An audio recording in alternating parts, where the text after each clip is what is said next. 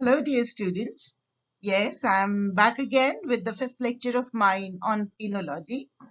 I am Dr. Vibha Sharma, Associate Professor in Government Law College, Ajmer. As we are aware that in our exams, sometimes the question is asked about the forms of punishment which have existed or which are still in existence in the world or in India.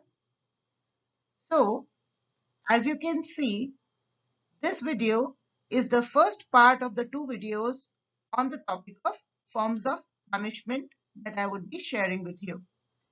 In this part, we would be seeing the penal policy in India and also the various forms of punishment that were in existence earlier, out of which some still exist in some parts of the world.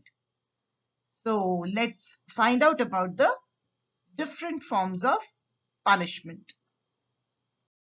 So starting with the penal policy in India, we are aware that the Indian penologists are greatly impressed by the recent Anglo-American penal reforms and also that the penal reforms in India during the past few decades have actually brought about a remarkable change in the attitude of people towards the offenders. The old concepts about crime, criminal, and convicts have radically changed. The emphasis has now shifted from deterrence to reformation of the offenders. The age-old discriminatory and draconian punishments, some of them really were like that, no longer find place in the modern penal system. However, this does not mean that India did not have penal policy of its own prior to the British influence. In fact, the Indian lawgivers of the olden times were well versed in the science of penology and attached great importance to penal sanctions. Now, this is evident from the fact that Brihaspati Shastra contains directions that an ideal penal policy always seeks the support of public opinion or lok niti as we know it.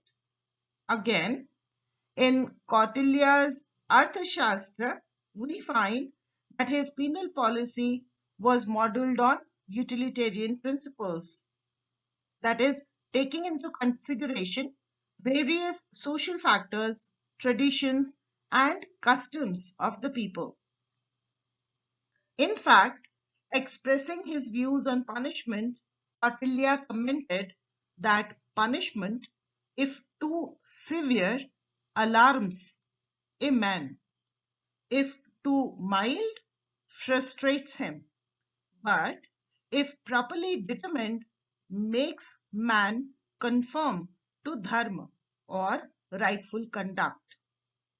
So according to him, the function of law, that is vyavhar, was to bring the wrongdoer on the right track by a change in his attitude. So of course the seeds of reformation was also in existence, as we can see here itself. Now coming to the modes of punishment in ancient India, we find that four main forms of punishment were in existence.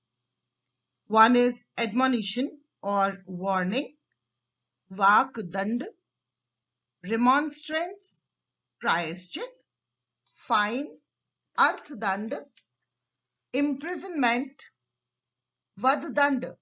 Now this includes corporal punishment as well. Death, mrityudand, or mutilation, ang vichhedan. Now the first offenders were usually punished with admonition. Remonstrance or penance or prayaschit was regarded as an adequate punishment for improper acts perilous to society. If the wrongdoer caused injury to someone's property or person, he was punished with fine, while those who committed serious crimes were imprisoned, amputated, or done away to death. Okay. Now coming to the penal policy during the British India. Here it is worth noticing that during medieval period, the Muslim rulers introduced their own penal laws in India. However, the British law administrators substituted their own system of laws with necessary modifications so as to suit the needs of India. While introducing the principles of English criminal law and methods of punishment in the Indian criminal justice system, they actually exercised great caution to ensure that the changes did not offend the sentiments of the people in India. So, the common methods of punishment introduced by British administrators in India included the sentence of death, deportation, transportation, solitary confinement, imprisonment, and fines. Petty offences were generally punished with fines. They also introduced a well-organized system of police to suppress crimes and apprehend criminals. Okay. Now coming to the penal policy in India in the recent times. The advance of penology in Anglo-American world during 18th and 19th centuries had its own impact on Indian penal system. Particularly during the past years, significant penal reforms have been introduced in India. The sentence of transportation, mutilation, whipping, solitary confinement, punishing the offenders in public place are actually done away with.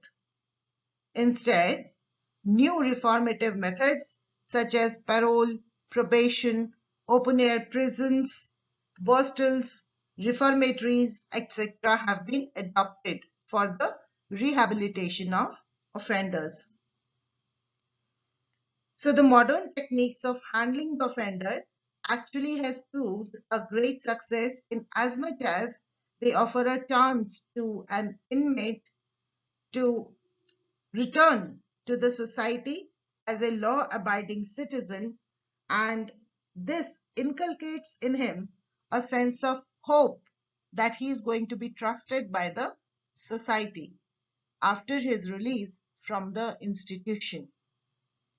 Now, modern penologists generally agree that reformation of offenders should be the basic purpose of every penal system, but at the same time, the importance of deterrence should not be undermined. So likewise, in India, the penal policy takes care of the reformative aspect of the inmates as well as the element of deterrence also is kept within the penal policy of India.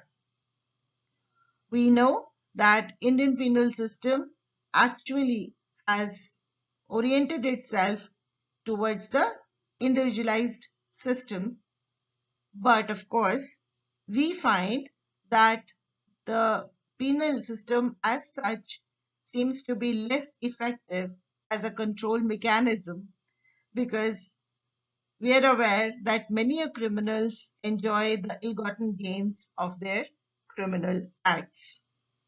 So now moving on to the various forms of punishment. So here on this slide, I have actually brought together the various forms of punishment that were in existence. As the history of early penal systems of most countries reveals that the punishments were atrocious, cruel, and barbaric in nature.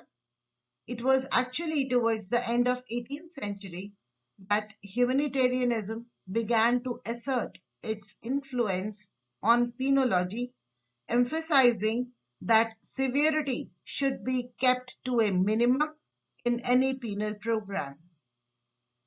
So here are the common modes of punishment which were in prevalence in different parts of the world, and some of them are still in vogue. So just taking them one by one and what it actually means and when were they in prevalence, we will see in the next two slides. We will just take them up one by one in this slide. One is flogging, then mutilation, branding, stoning, pillory, fines, forfeiture of property, security bond, banishment, solitary confinement, imprisonment, capital punishment. Some of the terms are actually familiar to all of you, whereas some of them you might be finding either strange or difficult to understand. So I would just take you through them one by one very quickly in the next few slides. So starting with flogging. Of all the corporal punishments, flogging was one of the most common methods of punishing criminals. It actually was a mode of punishment in India as well. The Whipping Act of 1864 was repealed and replaced by the similar act in 1909 and finally was abolished in 1955. Flogging as a mode of punishment is being used in most of the Middle East countries even to this day. Penological researchers, however, have shown whipping as a method of punishment to be hardly effective. They say that its futility is evinced by the fact that most of the hardened criminals who were subjected to whipping repeated their crime. So there is a general belief that though whipping may serve some useful purpose in case of minor offenses such as eve-teasing, drunkenness, vagrancy, shoplifting, etc., but it does not seem to have the desired effect on offenders charged with major crimes. Coming to mutilation, as you all are aware with this term, cutting off of body parts. This was yet another kind of corporal punishment which was commonly in use in the earlier times. This mode of punishment was known to have been in practice in ancient India as well. Now, one or both the hands of the person who committed theft generally were chopped off. So, like that, it used to exist. It was in practice in England, Denmark, and many other European countries as well. Now, the justification advanced in support of mutilation was that it serves as an effective measure of deterrence and retribution. The system, however, stands completely discarded in modern times because of its barbaric nature. And of course, it is believed that such punishments have an inevitable tendency to infuse cruelty among people. Now coming to branding. As a mode of punishment, branding of prisoners was commonly used in Oriental and classical societies. Roman penal law supported this mode of punishment and criminals were actually branded with appropriate mark on the forehead so that they could be identified and subjected to public ridicule. Now it is said that this acted as a forceful weapon to combat criminality. In England also, the criminals were branded till 1829. Afterwards, of course, it was finally abolished. Of course, we know that with the advent of humanitarianism in the field of penology, some of them, if not all of them, have actually been completely abolished. So here we will know something about stoning, pillory, and banishment. Stoning the criminals to death is also known to have been in practice during the medieval period. Now, this mode of sentencing the offender is still in vogue in some of the Islamic countries, say like Pakistan, Saudi Arabia, etc. The offenders involved in sex crimes are generally punished by stoning to death. Though it is a punishment barbaric in nature, but it is generally believed that due to its deterrent effect, the sex crimes particularly are well under control in these countries.